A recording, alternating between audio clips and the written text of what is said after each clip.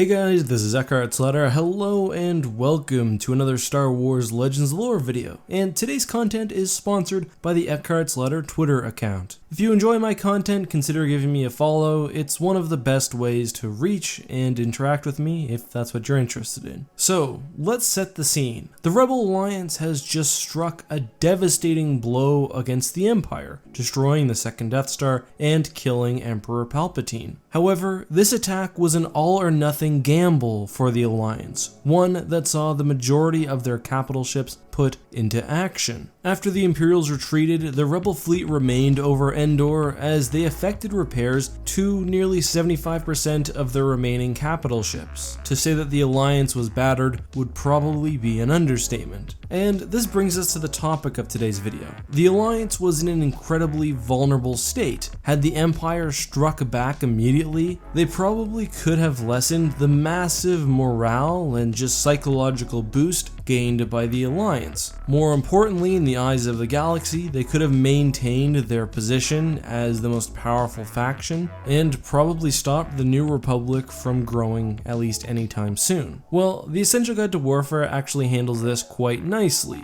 So the fleet protecting the Death Star at this point was not just a random makeup of Imperial ships, it was actually Death Squadron, which had swelled to 33 Imperial Star Destroyers, 2 battle cruisers, several Tector Star Destroyers, and of course the Executor. Death Squadron, although highly competent and organized, unraveled as the Battle of Endor went on for several reasons. First of all, the rebels fought more courageously and viciously than they anticipated. Second, the loss of the Executor was unforeseen and a major hurt to morale. And third, when Palpatine died, he was no longer able to use his battle meditation, which had been indirectly organizing Imperial forces. After the destruction of the Executor Super Star Destroyer, command of Death Squadron moved to the Pride of Tarlandia. After that ship was destroyed, it moved to the Chimera. The Chimera's commander had been killed during the battle due to an ion blast, and command of Death Squadron was thus moved to Captain Pellaeon. Pellaeon sensed that the tide had turned too far towards the rebels, and that the Empire was just too distraught, and thus ordered the fleet to retreat to the Enage system. And as a note, this is exactly what Ray Sloan does in the canon continuity. Upon regrouping, the Empire still had use of several Tectors, a battle cruiser, and at least 16 Imperial Star Destroyers. However, what would come would be representative of Imperial cohesion, or the lack thereof, following the Galactic Civil War. The trip to Enage took 2 days. During that entire time, Pellaeon was basically ready to regroup